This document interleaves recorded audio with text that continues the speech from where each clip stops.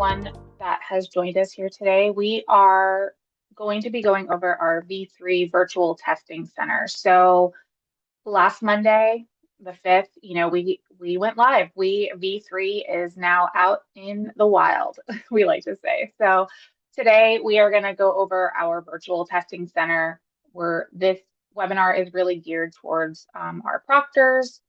So anyone that is doing our live proctoring, and we're going to give you a demo. We're going to have plenty of time for Q&A, and we are going to share this recording in our follow-up email. Like I said a minute ago, my name is Jessica. I am the Client Education and Enablement Specialist with SmarterServices. I've been with the company for about 5 months now. I am joined today by Jennifer Pletz, the Director of Proctoring. I'm sorry, Jen, if I mispronounced your last name. No, you got it. I'm impressed. Good. And Eric Nirmo, our Director of Product. So thank you for being here again. Like I mentioned a minute ago, we will send the follow-up email with this recording, any resources that we share with you, as well as links to our help center where we are actively building articles and video tutorials to assist with this V3 launch. During the webinar, during the demo, please feel free to utilize our Q&A. We have myself and some other employees that are going to be here answering questions as we can. And anytime we have at the end after the demo, we will answer as many questions as we can live. And if for some reason we don't get to everything, we will make sure that all questions are answered in the follow-up email.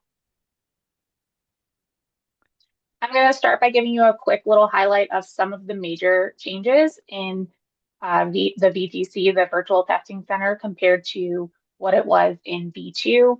Jen and Eric are going to give us a product demonstration, and then, like I said, we will end it with some Q&A. So some of the major changes here, and I say major changes, but these are really enhancements, right? So some of the things that you're going to notice, depending on how much you've been in there already, is as a proctor, you're able to seamlessly move between rooms. The switch room within your proctor menu, it's seamless. It's quick. It's easy. There is a lot of enhancements within the check-in tools and the toolbar, which we're going to focus on a lot today. We have added a magnification tool that can be used in not only overview mode, but also focus mode, giving you just more insight into and visualization into those sessions that you are monitoring. There's clear progress indicators with real-time session status visibility.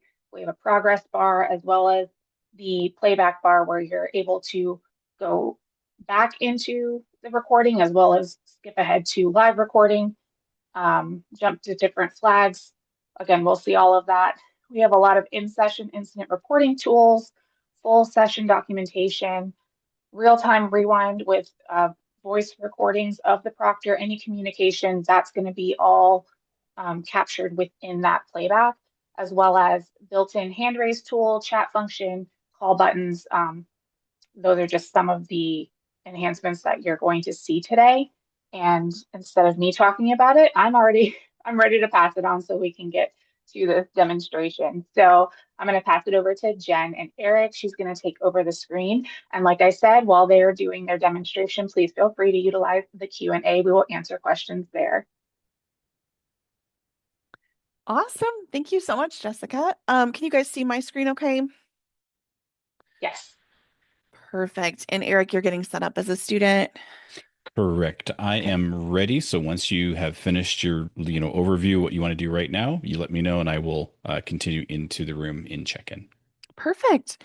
All right. So what I'm sharing right now, I am already logged in as a proctor. So this is the official new view of a virtual testing center room. You will still log in the same way that you previously had. So all of that same login information and through your Smarter Proctoring dashboard, that all remains unchanged. It's just once you get into the room, this is the new view that you'll be greeted by. So let's take a look. Your top bar here now lists what room you've joined.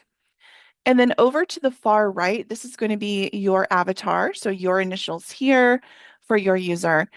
Any other proctors that are also in this room with you are going to be populated here. So you can see the initials are here, but if you hover over it, you can see the full name of the proctor as well as how long they've been in that room as well for visibility. So clicking on My User, let's see. We have the option here to fully log out. So if you're done for the day, you're ready to leave the room, this is your logout option here. But as Jessica also mentioned, there's a great new feature to easily switch between rooms if you need to as the proctor. If you do click on switch rooms, it is going to ask you if you're sure. So what you're looking to double check on here is to make sure that you're not leaving a room and accidentally closing it if there's active sessions in there.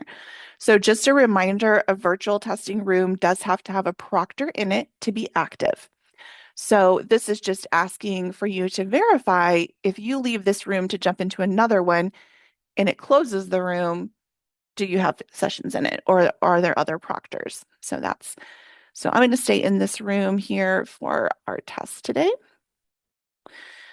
And Eric should be coming in here in just a moment, but we can start looking at our toolbar here for the student check-in bar. Oh, great. So he just popped up. You can see that changed. So the left side here is our student check-in toolbar. I'm going to start at the bottom. There's a little option to maximize or minimize and a queue button here. This you can use as long as you're not actively engaged with a student. And it's going to pull up all of these different statuses in one view, as well as some information icons on each one, just as a little reminder what that status means. And this is available to you as long as you are not engaged with a student. So looking at some of the other statuses, let's talk about ones that you should recognize. We'll start there. So our waiting tab is still there. Students will populate here when they need to be checked in for their exam. You are still absolutely able to click on them and start check-in or transfer from here. So that's something that would look familiar, right? The check-in tab here should also look familiar to you.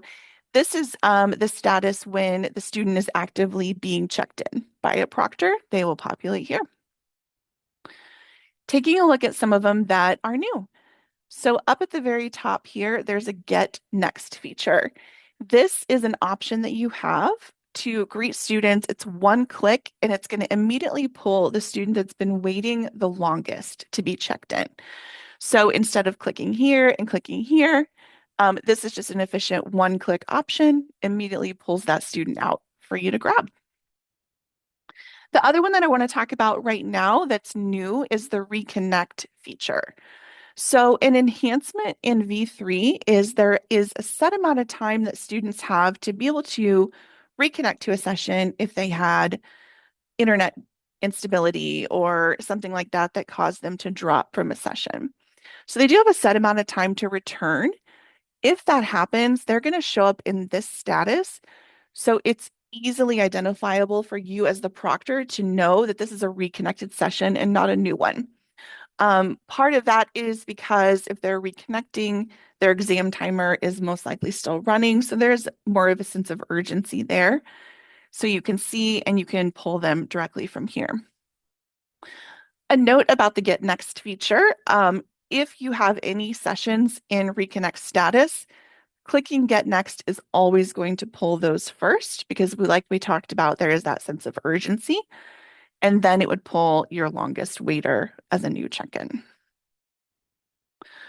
We're going to circle back to these other two a little bit later in the demo so we can see them a little bit more in action. So I'm going to go ahead and click Get Next. And it immediately pulled up Eric's session for me here. So one thing you can see is all of our tabs are down below our media streams now in V3. So rather than on the side where you had previously had seen them. This is great. It allows them to be more spread out and the information in it is just much easier to view and navigate through. So once I clicked to grab a student, it immediately populates me in the check-in tab. But I wanted to show you some of the other options here. Just because I have grabbed Eric, his screen actually still indicates waiting for proctor. So it has not notified him as the student yet that I've grabbed him. So this gives me, as the proctor, a couple of minutes to, or not even, it's not timed, it gives me a chance to review some of the session information before the student is alerted that I'm with them. So session info tab, this is going to have everything that you would expect to see regarding the exam details. So all of the time, the course name, any proctor notes, permitted items, student notes, everything that you would expect to see in order to monitor that exam. One thing that is new in V3 is an identification tab. So in V3, the student is actually asked to do a headshot and show their ID prior to getting to you as the proctor. So I can see here that Eric has done a double headshot. So I can already tell just in my pre-review that we'll need to address the IDPs. So let's move back to check-in. And looks like your screen is I reconnecting. did. That was my computer decided to go to the lock screen because I bumped my mouse. So just give me a second. No worries. Speaking of reconnect, that is what I'm doing right now. It told me that, hey, you disconnected to there and I can now resume. So not intentional, but that is an example of But if we lose a fantastic. stream, that session would have been lost. And here's a good example where it got resolved. Yeah, that worked out great. Good job. All right, so now that I've been able to review my information, I am ready to go ahead and engage with Eric as the student. So at this point, I'll do start check-in. And this is when my chat ability becomes available and also my phone call. So the phone call has been moved over here. Click it, it's green and has the audio waves letting you know that it's active, that I am talking to the student. If it's not active, it's white with a line through it. Okay. So clicking on check-in populates the script. So this is still the same custom script, stepper for your institution. That should all look familiar to you. So I do know that we need to address Eric's lack of ID. So let's take a look at the new send to step feature. So clicking on this, it's going to give me all of the stages that Eric as the student had to go through before he got to me as the proctor. So if there's any issues, I would be able to send him back to any of these steps or options for me. I know we need to redo the ID check because he didn't do one in the first place. So we can certainly send him back to that. Once you've selected a step to go back to, you have the option to either stay connected to the student or to disconnect. I'm going to go ahead and stay connected with Eric just so we can show you that, and then we will talk about the disconnect as well. So clicking ID, because that's where I want to send him back to, and I'm going to stay connected. So send to one step. And you can see immediately Eric's screen changed to bring him back to that ID capture with the instructions. And this is helpful because this will go ahead and then properly save with the session for a review later.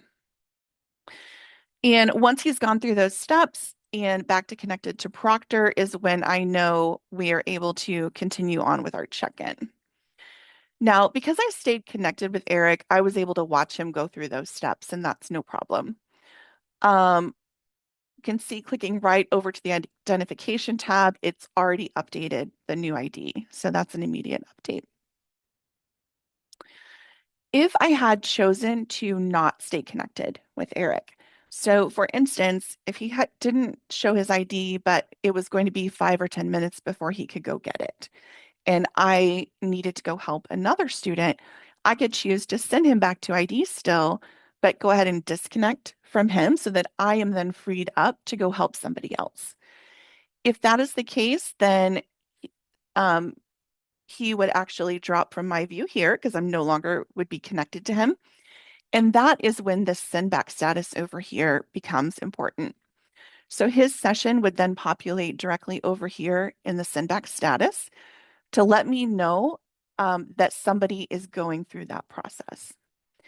Now, something to note about this is once you send a student back and disconnect from them and they are in this process, you wouldn't be able to click them again to assist here. So this is now fully up to the student to finish those steps that you've asked them to complete and get back to the waiting for proctor. So once Eric, for example, got his ID and finished those steps, then he would immediately jump back up to waiting for proctor because he is ready then to actually be assisted. Great. So we have gone through that. So our ID is great. One thing else to note that is different about our check-in script is the approve and deny buttons are right here up front for you. So you do have the ability to approve at any time, but also to deny. So if you know early on that the tester is not going to be able to meet the expectations to test today, you do have the ability to deny them at any time rather than going through the whole process before getting to that option. Great. So assuming we've gone through all the steps here with Eric, I'm going to go ahead and approve him into the exam so we can start to look at some other things here. So as soon as I approve Eric into his exam, my check-in tab immediately changes to a flags tab. This will start to capture as soon as Eric is officially in his exam. One thing to note, so Eric, actually, if you don't mind going ahead and moving forward in that. One thing to note, if I had been on that voice call with him, it would not have automatically hung up just in approval because I'm still with him. I may need to help him navigate password or get into the exam. So you would need to make sure you're actively either hanging up the call or pulling them out of focus mode to hang up that call. So I'm going to go ahead. Eric is checked in. He's in the exam. I'm going to go ahead and put him into overview mode so we can start to look at some stuff there. So overview mode here is where if we had other testers in the room, we're kind of having them here so we can see everybody really clearly. So in overview mode, we still have the student name here. One new feature that's great is this little progress toolbar here, which will go all the way along. This is a progress bar that tracks how far Eric is in progress against his appointment duration. So this is going to be a fantastic help when you have a full room of students and you can easily see in one glance, okay, Eric actually just started, but another student's bar may be way over here and might be getting ready to finish. So helps you kind of prioritize who you need to be looking to assist to make sure that everything is completed successfully on their exam. And another thing I wanted to show you in overview mode is the magnify feature. So this is back on our toolbar. This is available anytime there is a student actively in the room. So you can absolutely use it during the check-in process or anytime in the room. I specifically wanted to show you guys it in overview mode to show that you can use this without even having to go into focus mode for the student. So at any point, you can magnify anything on the screen to be able to see his Nintendo Switch here, right? Not a calculator, not a phone. So that is available for you too. And let's see, Eric's being a really good student because we haven't gotten any, oh, now we got a flag. I praised you too soon. Okay. And then Eric, do you mind utilizing the raise hand function as well? We'll show that. So in overview mode, you can see we know the system is working with us to capture anything they're concerned about. So that's where all of those flags come in. And so here's my little flag alert. Because I am in that overview mode, it's letting me know that the system is capturing things that I probably need to look at as a proctor. The other thing I wanted to show you is a new communication tool for the student that is on their toolbar called the raise hand function. So obviously they still have chat, we still have the phone call, but this is an option for the student to click to raise hand if they have a question or need your attention. And then this will populate here for you as the proctor as the alert. So to address the flags or the raised hand, I'm just going to go into focus mode again on Eric. That immediately clears those because I'm acknowledging them. I can start looking at the flags to understand what's been going on there, or I can call him or chat him to address whatever question he had for the raised hand. Another thing I want to show you is the new real-time rewind in the playback. So at this point, we are live. The session's been going on for about 40 minutes. If I need to rewind because I think maybe I saw a student do something, but I wasn't sure, I really like to review it again. I can click at any point on my toolbar, and it's going to be a live rewind of that session. One thing to note here is anytime you are not in real time on a live session, this is going to turn red as an additional indicator for you. And as soon as you're ready to go back to real time, you can just do the right arrow, jumps me back to actually live, and my status bar changes back to green. So that's an additional reminder to myself that I am seeing it as I should in real time. All right, let's look at incident reports. So this is a new option to be able to add directly from the session, is adding an incident report if you need to. Another thing that's really great about this is it will continue to save your progress. So I can even start typing something early on in the session because I don't want to forget about it, and it's going to save my progress, and I can even go finish it later. So let's go ahead and add one here. And that immediately shows up as a tab on my bar. So as a reminder that that's been added. If I still need to add, remembered, oh, something else happened, I need to actually go ahead and add something back, I can do that. Just do it as a draft. I can keep adding. Or if I realize that was done in mistake and it actually doesn't need to be on there, still have the option to delete that.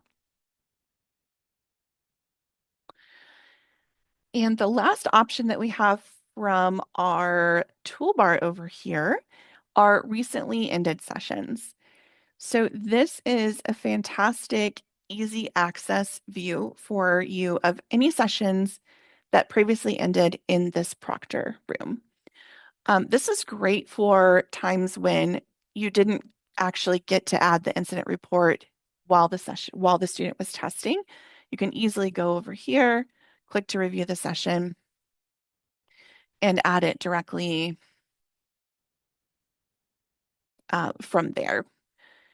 Also, so I've got my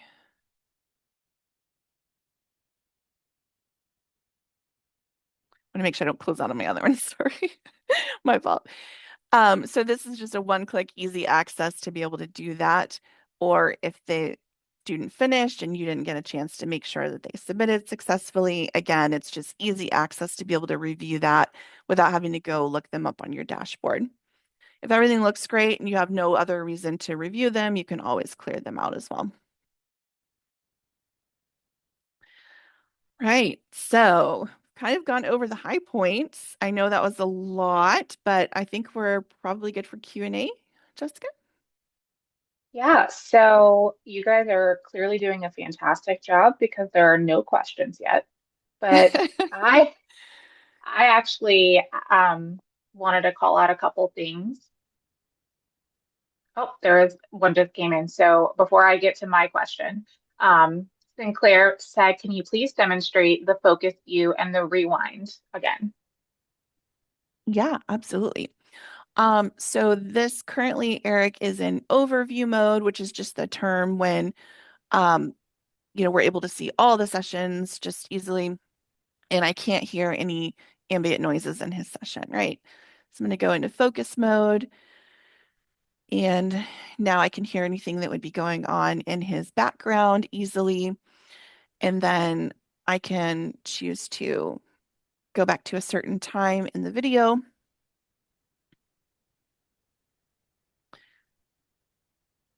To see anything that I was concerned about or that I missed. One thing I did forget to mention on the first call is that the student and the proctor audio are all contained in here. So that's in live rewind. It's also in any playback for any viewers. So that is a new and major enhancement as well. For the rewind feature as well, you can click on the flags themselves, the little icon, and it will take you, like if you are in real time and you click on the flag, it will take you back directly to there. You may want to obviously just, it's going to be 3 minutes ago or whatever, but if it's specifically like this flag of no person detected, you can go back to that in and then review and then go back to real time. And something else I think is a great feature. I know we're getting a couple of questions come in, but within this playback, the filters, there is a speed adjustment. We have smart speed now. So whether you're in a recently ended session or you're within a current session, you can, jump back and it will play the, I don't want to say non-important, but the non-flagged sections of video, faster and then Right. automatically slow down when it gets to one of those flags, which I think is a great feature. All right, we've got a few more questions coming in. Thomas asked, do we still need to do a security room and body check? So the security checks are all based on what is standard for your institution. So every client has different requirements on what checks are done, but all of that would still be listed in your check-in script to guide you through whatever is standard. Great. And Charlene is asking, will the system catch expired IDs or do they as proctors have to confirm? At this time, the proctor would still need to confirm. So it would just capture the image here for you to be able to see if it was expired. Right. Camille asked, I'll take this question. Since this version is so different from the last one, it would be helpful to have a written manual. And I will confirm that we have, and I will be sharing the link to the Help Center, but we have about 7 articles published that really break down the virtual testing center in as many ways as possible with screenshots step by step. I am also creating video tutorials that you can reference as well. So yes, you will be getting those, and that is always evolving. So good question, Camille. And again, I will share that in our follow-up email. And let's see, who do we have next? Okay, if Brandy asked, if we are not utilizing second camera, can we still do the security check? Absolutely. Yeah, so this one had second camera just as an example to show you what those 3 video streams are going to look like there. And you can, clearly toggle between any of them. If the exam or your school is not using second camera, it's still going to populate the 2 like you're used to seeing.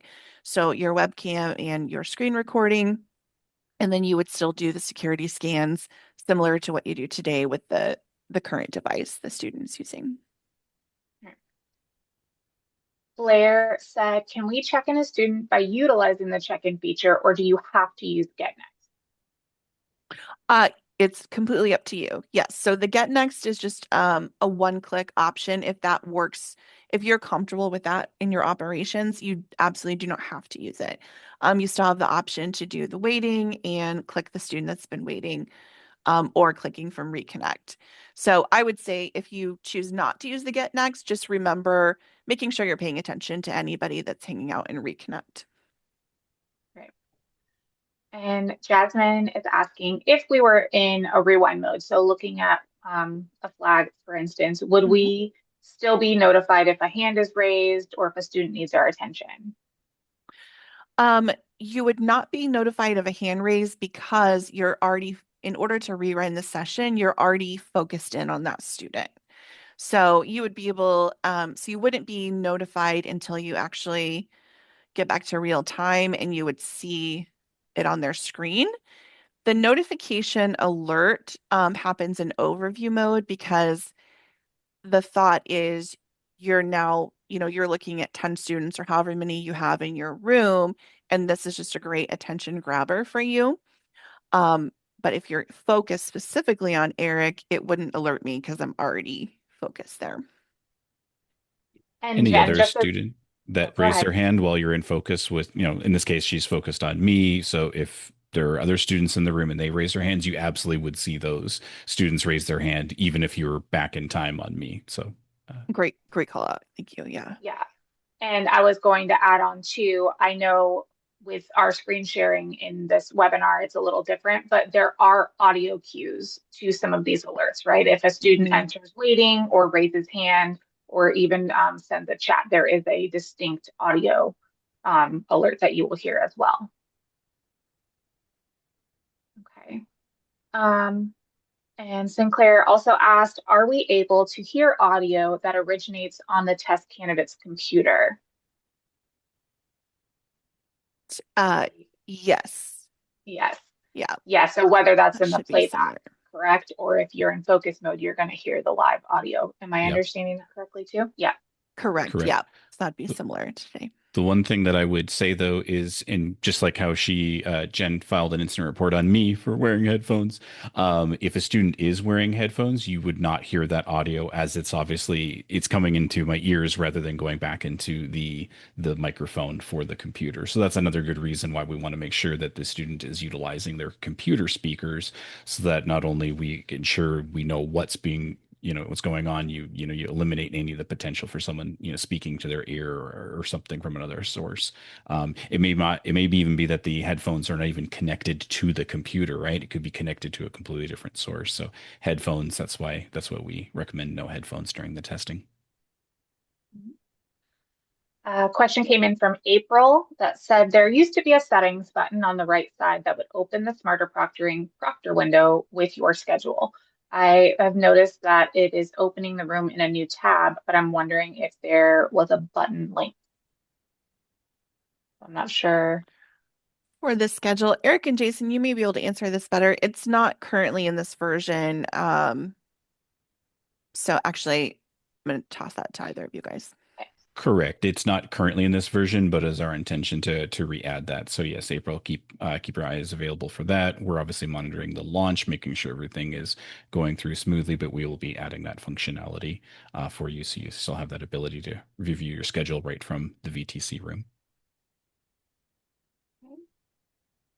Do you still give students 15 minutes to get into the waiting room? That's Uh, so okay. yeah, all of the same, they actually, yes, all of those same things apply as far as the um, grace period for students to get in. So that did not change with V3. Okay. And in this, talking about reconnect, there's a couple questions on the reconnect process. So when a student reconnects to the session, would we have to redo the entire check-in procedure, or would it allow us to pick up where we left off? And that's from Christine. Great question. So there's a couple of different pieces of the reconnect. So as we saw, which worked out great for Eric, just one of his screens went through a reconnection process while we were still connected. So that still technically counts as a reconnection, because before that student, we probably would have lost that student in V2, right? So that's obviously an easy connection. If they fully drop and they come back through the reconnection flow here, currently, it is going to start you at the check-in, the beginning of the check-in. So really, that's more just making sure that, we don't know what happened after they disconnected. So we want to still go through all of those security checks and things like that. Great. And also along the lines of disconnection, how much time does a student have before being disconnected as far as internet issues go? Right now, the standard is set at 2 minutes in session here, and then they have 30 minutes if they fully disconnect. They have 30 minutes to get back in. Okay. April asks, can we review the new password the insert password option that the students have on their toolbar.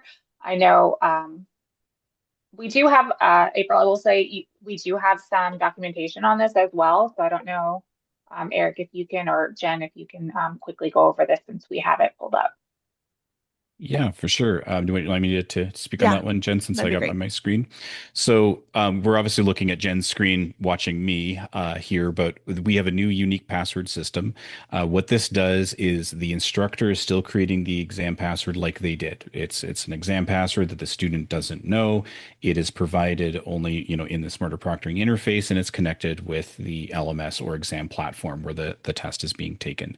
But you'll see on my screen, I clicked on my password button, and instead of like having an inject password button like we would have seen in V2, I am now given a password. This is not the same password as the exam password. However, it is a password that I can use if for whatever reason the password injection failed, and I can type that one in. So by default, what we're hoping for here is with any exam platform, I click the start exam button when I get redirected to that exam URL.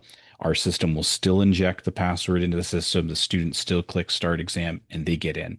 And that is the most happy path. As a proctor, you wouldn't have to worry about anything other than just watching them go into the exam. Now, let's talk about non-happy path procedures. Let's say for some reason it is a exam platform that really wants the student to type it in, right? They don't like this automatic injection. We want to type it in. At that case, you can direct the student to go to the if they raise their hand, they may know about it already. We have documentation, like Jessica said, in our knowledge base for entering that password in. If they're not aware, the student can click on the little key icon, which is their password. They see that in this case, it's SP403 E8. I would put that into whatever exam platform or LMS that is popped up. And even though that's not the same password, our extension translates it to the exact exam password and sends it in. So the student never in contact with the real password. And this saves it, from you having to try to, get in there, not wanting to give them the exact password to get them in and, exposing what the password system will be. So again, like Jessica said, there's more information on that that you can read about. But yeah, that's how we've done it in V3. And Jasmine asked also about the password, but I think you've cleared that up. But is there still a help button present for both student and proctor? I know there is on the student side. Right. The students support button is now over here. Um, so the help button is still available on your Smarter Proctoring dashboard, but not directly in the virtual room. But it's for the proctor. It's still available on your Smarter Proctoring dashboard. Okay. And just one more, there's two questions just to clarify. The grace period, is it 15 or 30 minutes for For the disconnection? prior to start, I I'm not sure. Camille asked, and maybe she can follow up in the Q&A. The question is the grace period 15 or 30 minutes? So I'm not sure if she means prior to start or not. Oh, she said to start their session. yeah, it's 15 minutes, right, Eric? I'm getting confused with all the reconnection timers, I all the know. math. Um, I'm trying to remember now as well because yeah, I hold believe on. Camille. I think it's actually 30 and 30. I think students have up to 30 minutes after their appointment time to start onboarding.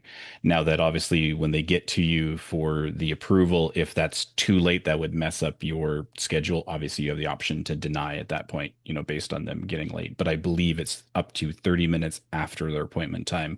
They have the start exam button on their dashboard. And then for reconnections, if I completely disconnect, like not what we saw today, where only one of my streams disconnected, but a full disconnection, I have 30 minutes from when that disconnection occurred to start onboarding again. Again, you have the ability to say no. So, for example, if I had a 1 hour session and I disconnected at 45 minutes in and it took me half an hour to get back in, well, now it's past my appointment time. And so while I can still get in, and maybe you give me the grace, I mean, maybe there's extra time on the board and it's fine. I mean, the student hasn't been able to access the exam during that time. But if it's just not going to work because again, that's past their appointment time, yes, we know you got reconnected, you can then stop that student from coming back in and that would become an ended session. And you could add an incident report, student disconnected, came back in past their appointment time, and that's where that ended for them.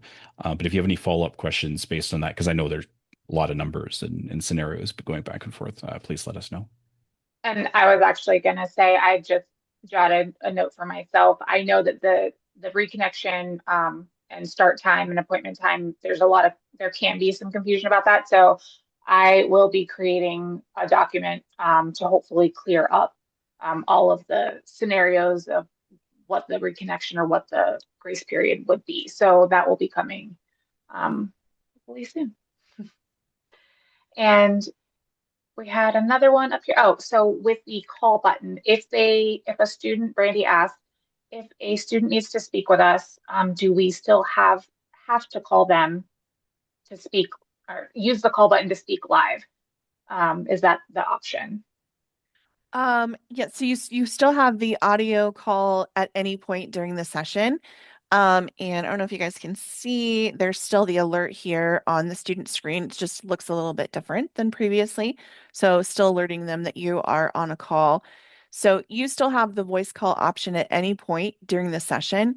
The important thing to note is that just making sure you are hanging it up when you mean to, right? And you're not leaving that active. Or you have the chat ability at any point during the session. So as soon as you hit that point where we start check-in, where I click that start check-in button down here, that's when you have full communication ability at any point. Right. So if a Yeah. student raises hand, you go into focus mode and you can either talk directly to them through the call button or send them a chat Yeah. Absolutely. instead. Yeah. Right. So you Yes. have choices. Yeah, students You can have choices. only initiate a text chat with you or raise the hand. They can't start just to be full clarification. They can't start an audio call with you from their side, but they can raise their hand and send you a chat if there's something that they need. And to clarify, Kathleen asked, does the phone call automatically end once you approve them and check in? It does not. And so this is a major difference, but also an enhancement from version 2. So after you approve the student, you're still technically in focus mode with them. So that communication call is still open. This is a major enhancement from V2 because previously you approved them and then you had to kind of jump back on with them if you needed to assist them to get into their exam. So now it keeps you with the student. You can do all of that. And then you are choosing when you are disconnecting from the student rather than the system doing that for you. So making sure you're hanging up intentionally when you're done or going out into overview mode will hang that up as well. Yeah. The That analogy was I like to use is, imagine being in a testing center, you're checking the student in, checking their ID at that counter. That all looks good. Once you approve them, now you're walking them to wherever they're going to take the test and you're still with them. And, you log in, make sure the computer is all working. Are you good to go? And then you leave them. So that leaving focus mode or ending that call is essentially that process of either good to go, you can walk away now. And it helps between, that back and forth. And there is a reminder in the scripts about the phone call. So that has been added at the very bottom of your custom scripts because that is so new, just as a reminder as well.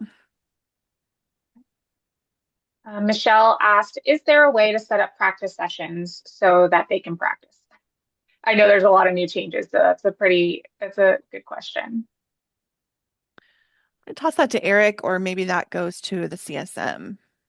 Not sure. Yeah, it's definitely available. Obviously, what we would need to do is set up a practice student in a course that would be routed to you, in potentially maybe even getting like a different proctoring account to make sure you're not mixing your practice sessions in with live sessions. But yes, we could definitely work with your CSM to set something up so that you have your own playground. I mean, we may need to your CSM may work with your team as well. Maybe there's like a sandbox course that you have at your team. So it is definitely possible. It's not just like a click this button, you get a practice practice session, but we can definitely work with you with that. And I think I know the answer to this question, but I'll let you guys answer. What is the total number of testers per room? That has remained at 10 students per room at this time. Of course, you can always change that, lower that in your settings. If you don't want to handle 10 students in a room, you still have the ability to do that, but max of 10 is where it still stands. Awesome. And something I know we got busy with the chat there, but I wanted to see if you could demonstrate. I know we only have one student, Eric's our one student right now, but just the ability, whether you're in focus mode or overview mode, to really adjust the view of the feeds, right? So right now, because there's only Eric, he takes up the majority of the room view, right? Mhm. But And what I options do we have to kind of adjust what we're seeing as proctors? and I do have a second student queued up if that would help for this demonstration too, to have a second version of me taking up some space. So just The but let me more know the if you want to. better. Yeah. The more Perfect. Eric's, Okay. the better, right? Yeah, no, that's a great question. Obviously you still have the option to either click to toggle whichever view you want as your largest, or the sliding scale moves that as well. So I have Eric over here in focus because he's my only student currently. And I can go click, we'll go this way just to show you guys this route this time. Start check-in. So now that I am checking in a new Eric, version 2, version 1 Eric still is over here. So I still have full visibility of everybody that's in my room while I'm checking in my new student here as well. I didn't actually cover this in the first run, so this was a previous function that existed before, so it should be familiar. But if for any reason you pick up Eric and it's, oh, we're not ready, or Eric's not ready, I'm just going to go and return him to waiting review, then that function is still there as well. And that existed before, so that should be familiar as well.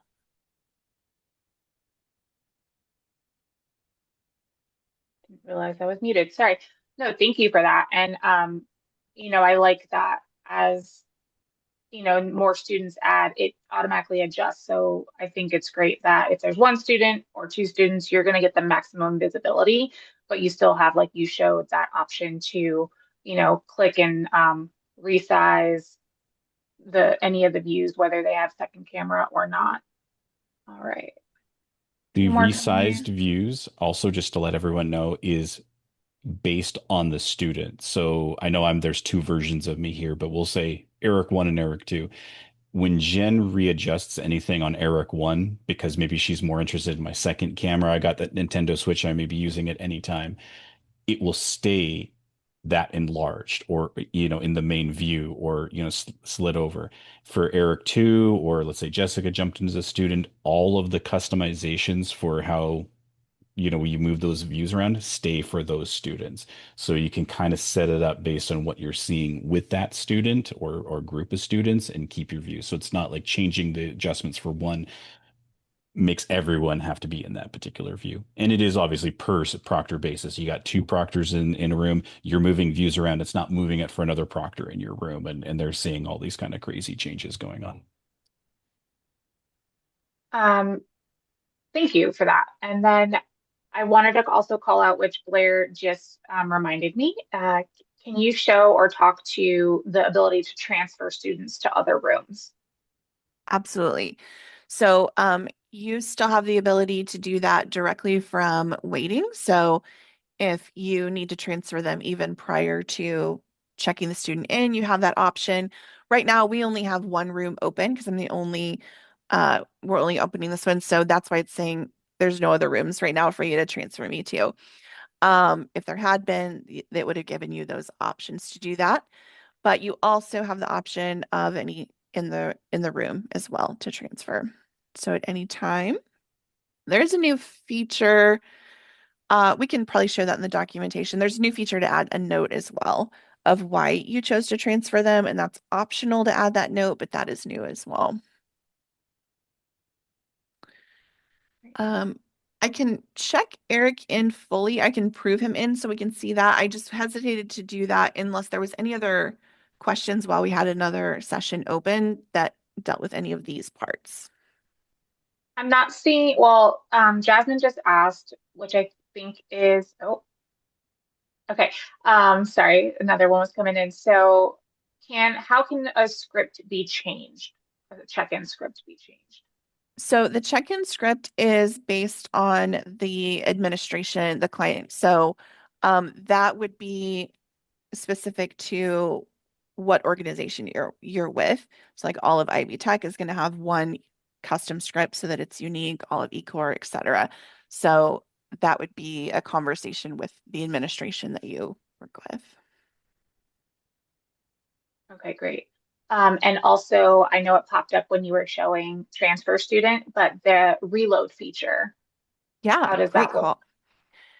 call. So the reload feature is basically a refresh, but it only refreshes the one session that I'm in rather than every session that would be in my room. Yeah. So this is just a quick option. If you're seeing something doesn't look quite right, you can just do a quick refresh on that one session to attempt to clear that up, and it doesn't mess with the other ones in the room. Yeah. We're dealing with a lot of connections, obviously, and we can imagine a room with 10 students in it. You are a proctor and you are getting, multiple streams in those 10 sessions. And in one case, I've got a second camera, so three streams on one and two on the other. If for whatever reason your internet blips, the student internet blips, and things don't self-correct, which is what we try to do. Obviously, that's the most important part. But doing a reload to Jen's point is reloading the whole page, right? That's like all those connections rebuilding, right? This just allows you to just do the one where you see the issues. So just to kind of give a little extra color on that. Awesome. Thank you guys so much. So far, we are caught up on our questions. I am trying to think too, because I've been playing with this a lot the last couple of weeks, and I know there's so much that we haven't, or that's different. Um, oh, another one just came in. Okay, so let's see. Sandra just asked, you mentioned that if I, as a proctor, left to a different room, it would close the room, and if I'm the only proctor and I refresh, let's see, will it close the room if I refresh my computer? If you just refresh your browser, no. And there's actually a 2-minute buffer for proctors just in case you accidentally leave the room and then realize, or if you had a brief outage, there's a 2-minute grace buffer for our proctors as well. Yeah. And we Okay. will try to reroute any students that were, bumped out. So if there are two rooms open and Jen, she's this proctor in this room and there's another proctor in another room and her internet completely goes out or she transfers, those students will be attempted to reroute to an available room. Obviously, if there's no available rooms with capacity, then that wouldn't then those sessions would end. But we will try to keep those students going if there's available rooms. Okay. And Laura asked if there were any changes made to the in-person testing side of Smarter Proctoring since she tests at a testing center and doesn't specifically use the virtual proctoring in her role. I believe all of V3 was specifically updates for our remote proctoring. But if Eric or Jen, you have any other information, let me know. No, you're correct. Yeah, there's no other changes currently for the in-person. Okay, great. All right, so I know we still have a few minutes left. We have cleared our Q&A currently. I think there are a lot of great new features here. I can't think of anything that you guys haven't touched on. You covered a lot in these 55 minutes or so. Is there anything that you guys can think that we haven't covered that you are dying to share? Um, don't know. I know it's a lot to take in. So great questions, but I'm sure as step away from here and think about it, I'm sure more questions will come up. Um, which is totally understandable. Do we want to address like okay. Yeah, I was just gonna say, so not only will I be within the next hopefully by tomorrow morning at the latest. But I will be sending a follow-up email to everyone that joined us today with the recording, with any questions that didn't get answered, if any come in last minute, as well as we are going to start a office hours option from 12 to 1 Eastern for the next 2 weeks, give or take, just on weekdays. I will have that link in the follow-up email. It's just going to be informal drop in. So if after this call things come up or you're able to get into a practice session and you have further questions, feel free to utilize those office hours. Again, we'll start tomorrow, 12 to 1 Eastern, and go through, I believe, the 23rd during weekdays. One last question, since we have a couple minutes. Sinclair just dropped a question that said, if second camera feature is enabled, what happens if a student does not have that camera requirement ready or available during onboarding?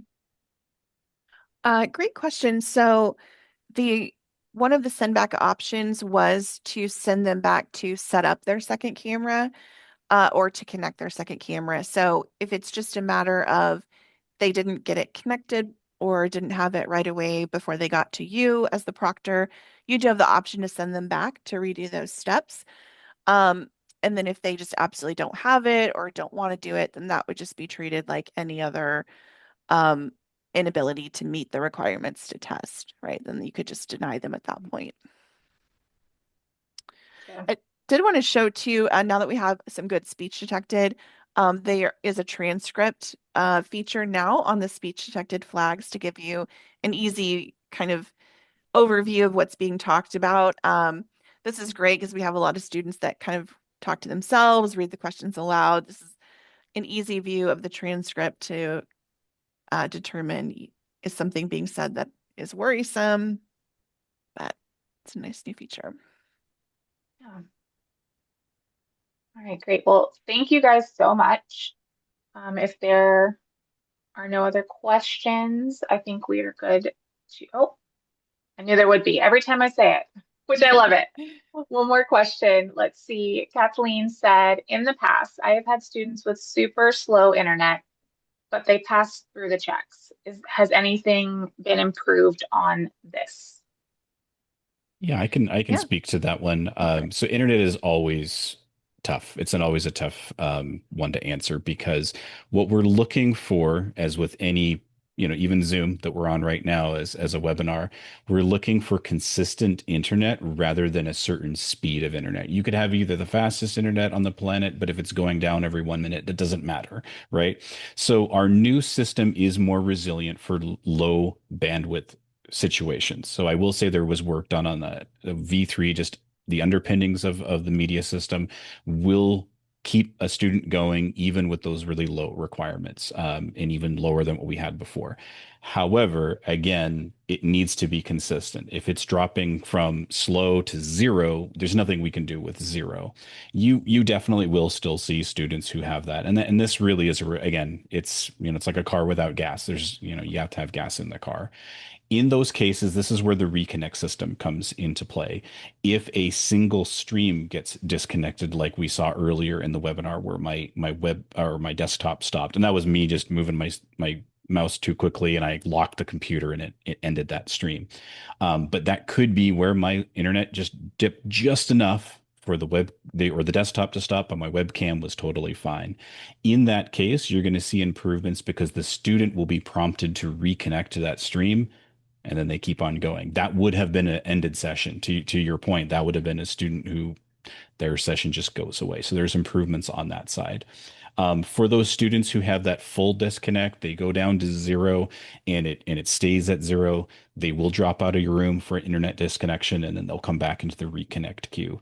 There is a maximum of three reconnections. Sorry, I mean, speak properly. There's three reconnections before that student loses that attempt. So if it is just a one-off issue, hopefully that's what this is in most cases. You'll see a student who gets disconnected and coming back. But if they have critical problem with their infrastructure in their house, or maybe they're really far away from their router and it's just barely making connection, they'll still have disconnections and you'll still lose them. So hopefully that answers it. Obviously we've done a lot to make the system a lot more robust, but there are limitations, obviously, if the student's internet is just not sufficient to maintain the connection. Great. Thank you. All right, now I think we're just at thanks and great information. So, our participants here are mimicking my thanks to you guys. Great information.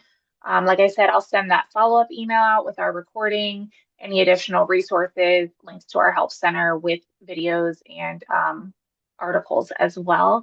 And we do have our office hours starting tomorrow, which will also be linked in that email. And we have one more of these next week on Thursday as well. So if you have any additional questions, please join us again. All right. Thanks, guys. Thanks, everyone. Thank you, everyone.